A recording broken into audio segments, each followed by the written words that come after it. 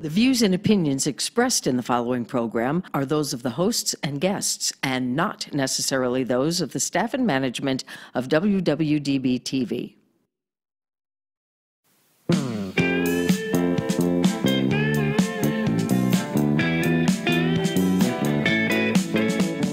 Welcome to the best of Nevada business. Small business, big business, And family-owned business. it's all right here on the best of Nevada business. Hi, and welcome to the Best of Nevada Business. We're so glad you've joined us today. I have the most exciting guest. You just cannot believe what this man can do. This is Mr. Juan Soto. Juan, how you doing today? Doing great, thank you. He has the most interesting job, or I should say interesting business. He's a luthier. Now, many of you out there may not know what that is. A luthier is a man that repairs violins, cellos, guitars, mandolins, the instruments in the mariachi bands, right? All kind of string instruments. All kind of string instruments. And he doesn't want me to tell you this, but he is one of the top men in his field. This is true. I know because his friend told me. So he's, first of all, tell us how you got into this business. Well, it was 81 in Los Angeles. I went to an interview at the shop of Robert Cower, Yeah. Robert Cower Violins. He needs someone who knows something about varnish.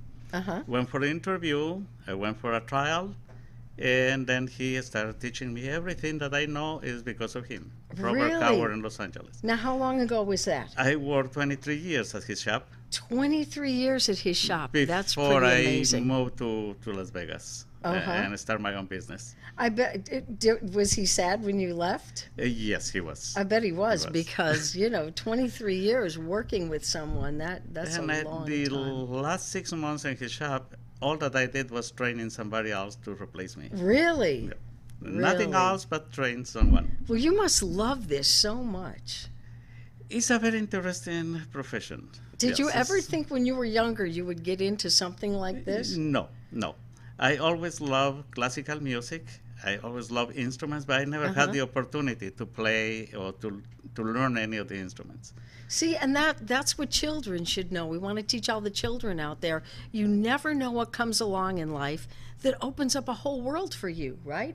In fact, you're working with a foundation with children. Can you tell us a little bit about that? And then we're going to get into your Fame. instruments. FAME, Foundation to Assist Young Musicians. Tell them how to get a hold of this. FAME is a foundation here in Las Vegas who teach the kids in elementary school how to play a musical instrument, violin, viola, cello.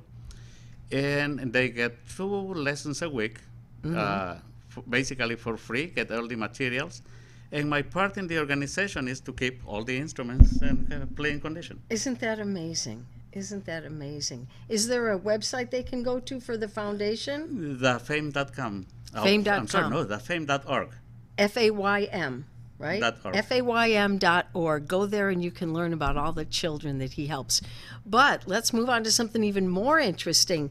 Tell us what you've brought today to show us. It's like show and tell. Show us what you have. I brought a couple samples of work in progress. Oh, that's interesting. Pretty much what I do in the shop is restorations. I do all kind of repairs, but I do restorations.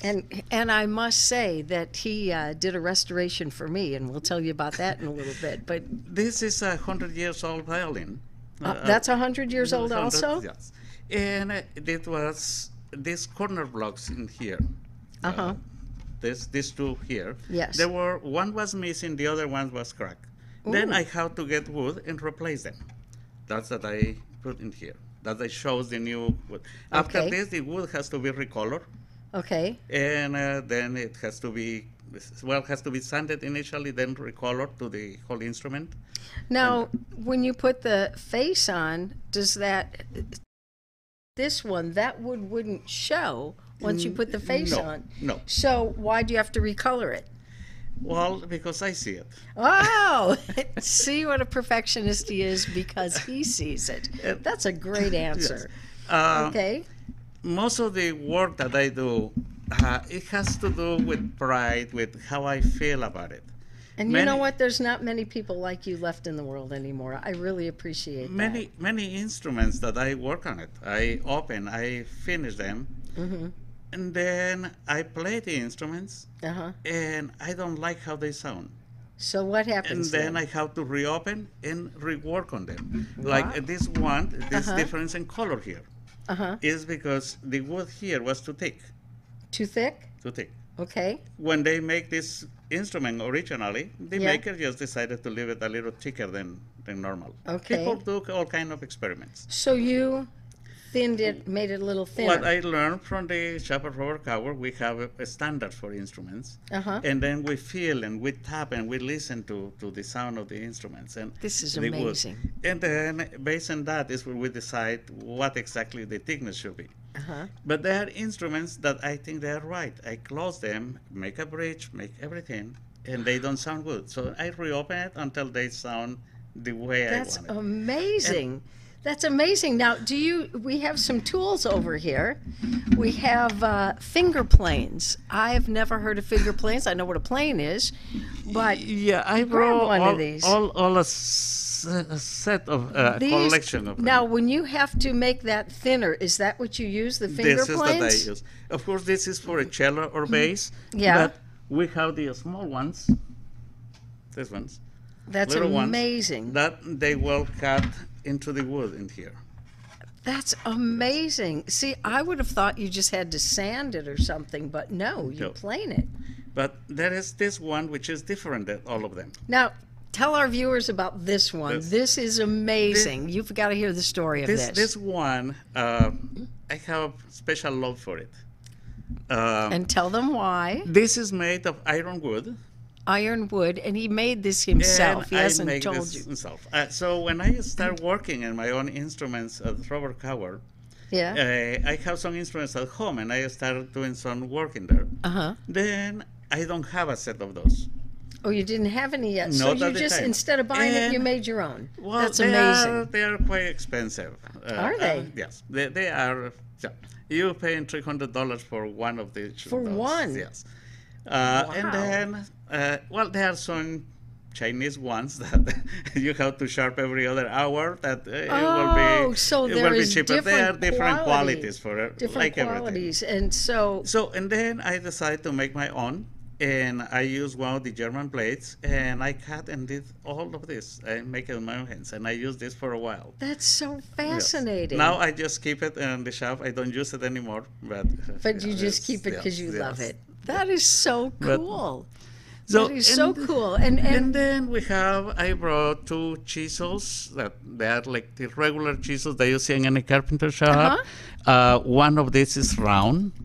At the tip in Okay. here is round. That's for particular areas that you want to work. Okay. Like this instrument in here. yes. This has some cracks. And this Oh, I part. see. I see the It has- cracks. Cracks here, crack there. Yes. This cracks has to be glued together. And then after that, to prevent they open. How do you glue it together? I mean, do you have Oh, to? I have a special clamps that goes from across this, and then Oh, and I, so you fit the glue in I there fit the and glue then in it clamp and then it. clamp. It's amazing. And have a special tool that I have to see if these are even. You don't want to get one side higher than the other, because That's that will show all the amazing. time after you retouch. But in this particular case, all the cracks need Yeah. to be reinforced. These little pieces of wood are called clits. They're what? These little pieces of wood Yes. here are called clits. Oh. And the clits are across the crack to reinforce it. Oh, prevent the crack I from reopening. see. Guessed that. I would have never guessed that. And That's so As you amazing. see, some of these are square, still square in here. Yeah. Yeah. And then this type of chisel Uh-huh. permits to cut just in the corners to make it as round as these ones. These are Oh, already you have to finished. have. Why do you have to have these little clips rounded? Because these strong edges, the thick edges, will create a problem with a new crack in Really? the instrument. I would have never believed that. That Then you they- are so interesting and you are so knowledgeable. This is fascinating. This Well, is really fascinating. That comes for many years of doing the same over and over. Yes. But you know what? Yes. All those little tricks there's a lot of people probably starting out, they don't realize those little things, like you have to round the edges, that's amazing. Well, You're really, no wonder you're one of the top in your field. No Well, wonder he is. I learned all that in the shop. I have to give him credit because without his knowledge and his training, I will not accomplish all this. So now on my own, I have a student at my shop. Oh, you do? You have like an apprentice that's learning from you? I have an apprentice. He went to a school of guitar making, and Wow. now he's learning how to repair instruments. That's beautiful. That's absolutely beautiful. I know I have a couple of friends that have already asked me for Juan's information. In fact, right now, why don't you tell our viewers how to get a hold of you? Your phone number, your website. Tell them. The easy will be my website, sotoviolins.com. Violins with an S at the end. Okay. And phone number 702-272-8938. Okay. All right. And we're also going to put your information up at the end of the show so that we have it. What other things can you tell us about restoration? This is the top of the instrument that we saw in the beginning. Okay. This one, besides the corner blocks, it has a really bad bass bar. And these little clips in here, this little piece of wood, Yeah. when I fit in this bass bar, allows me to put it in the same place. This is struck with a straight piece of wood and has to be fit to the curvature of the instrument. Oh. And if I Well, how do you possibly measure to get the curve? How do you do that? With these little pieces of wood allows me, this is now glue, but allows me every time in the same place. Oh, I see. I put a little pencil at the bottom, and then I press this against, and I see the marks, and I start cutting until the whole curvature comes even. Wow. So now this will be ready to remove these pieces of wood, and Oh, start they will not shaping it. stay. They will not No, stay. they will go away, and And it you'll will put the shape chips. only for the cracks. This has no okay. crack. Okay. So, and this will be ended. Can you hold it for me, Sure, I'd please? be happy Yes. to. And that one, that thick as it is, will end up like this. It has to be reshaped and give it a... Oh, I see. So this is not permanently in. No, not yet. That's still in process, and that will be reshaped to get this shape. If you see, it's thinner at the end, Yes, and I it's do. thicker in the middle. This is extremely intricate work. This is beautiful. And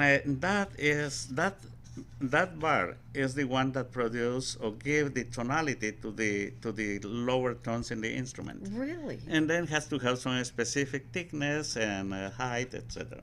That So, this is so very interesting. I'm telling you.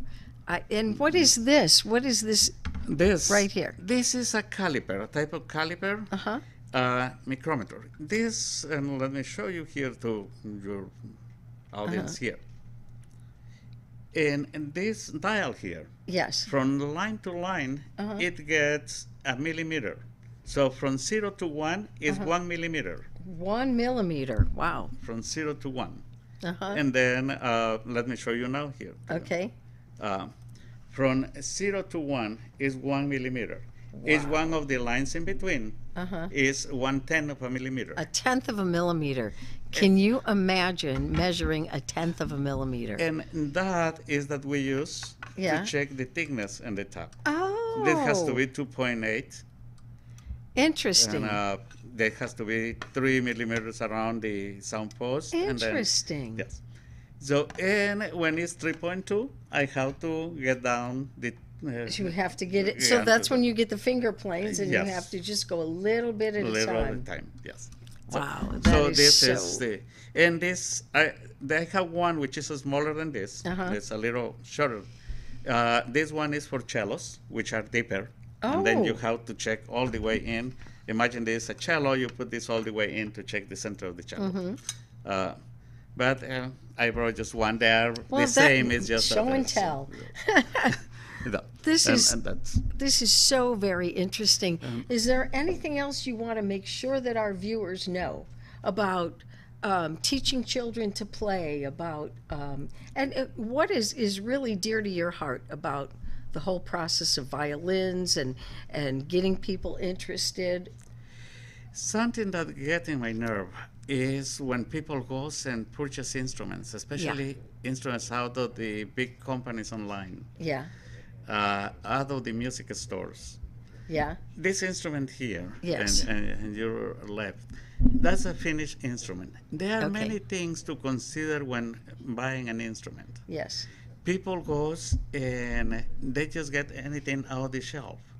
Uh-huh. And then they come to the teacher, and the teacher says, no, no, no, return this. And I know, I understand people are looking for economy instruments, for something that they can spend less money, especially if you have a kid in elementary school and a middle school. Uh-huh. But if you purchase an instrument that don't stay in tune, that the strings are not the proper height, that the bridges are not properly fitted, then So you need to buy a good quality instrument. If just because it's inexpensive or it's on sale or whatever, you need to get good quality, correct? you have to get the good quality and setup. Okay. The setup makes a whole difference. You don't need to spend thousands of dollars on an instrument, but you have to get an instrument which is properly set up. Just for people looking into an instruments, buying an instruments, the bridge, the height of the strings from the fingerboard. Then when you have a bridge which is too low, the string's gonna be this low. And you when don't get the same action. When they play, yes, you don't get the See, same you know what? action. I'm not a violin player, but I have played guitar for years and years. And same thing, you know, if it's too hard to finger, to hold it down, it's too hard to play. If it's too high, yes. It's gonna and kill then your when fingers. you're gonna shift from one string to the other, and that rest time, rest speed, is a lot more effort, more difficult to play. And then the child kids will not lose progress. interest. They They'll will lose lose interest. If, in the contrary, the bridge is too low, the string's gonna be buzzing. It's gonna buzz. And, yes. So if the pegs don't stay in tune when you tune the instrument, and they constantly come loose, And they're constantly tuning and tuning and tuning. then That's not they good get either. frustrated. Yes, they get frustrated. Is there some place that you recommend people buy instruments or look for them, or should they just speak to their teachers? My shop. My shop. You know what? That's true. He does have beautiful. You have to go online and you have to look at his shop because he's got all the pictures online, right? Yes, I have several. He does. And I did have a 100-year-old violin, and even though I know nothing about violin, I ended up with this violin, and that's how I met Juan and learned about the organization for the children and everything. He did the most beautiful job on refinishing that violin for me. It's gorgeous, and I have a little niece that plays violin. I haven't showed it to her yet, but it's really awesome. So, But adding to that, there is always a great thing to us, a teacher, when people decide to purchase an instrument, a teacher advice will be great.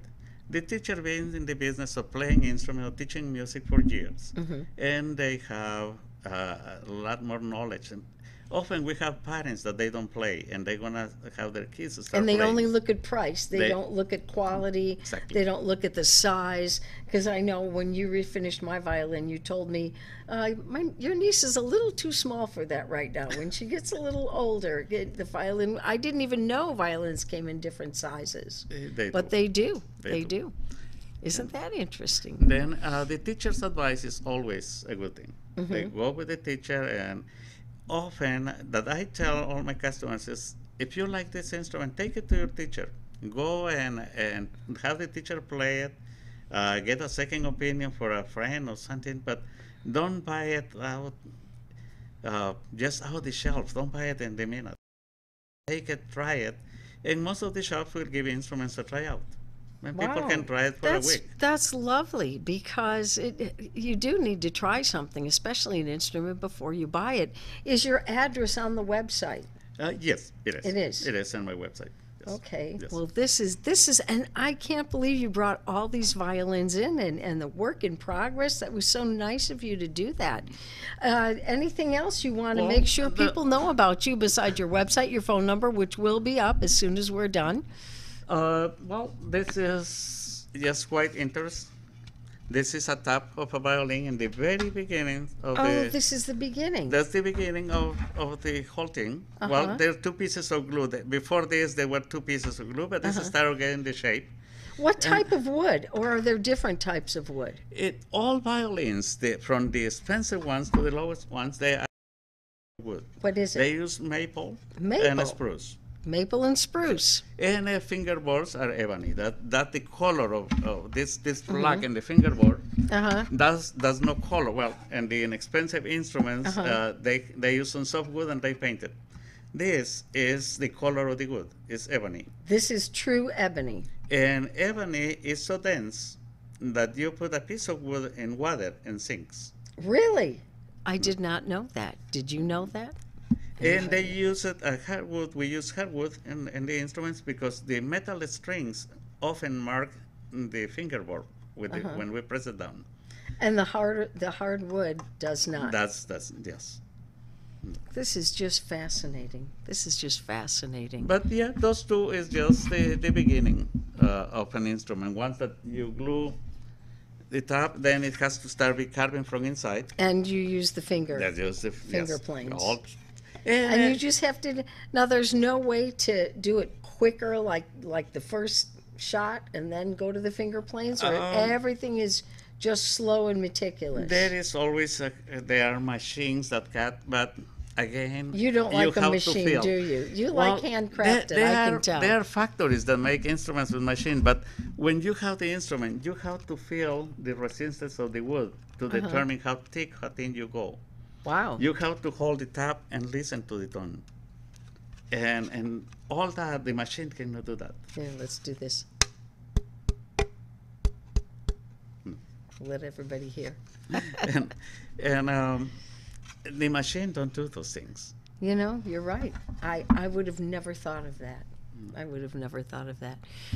Well, this has been the most interesting interview, and I can't thank you enough for coming on my show.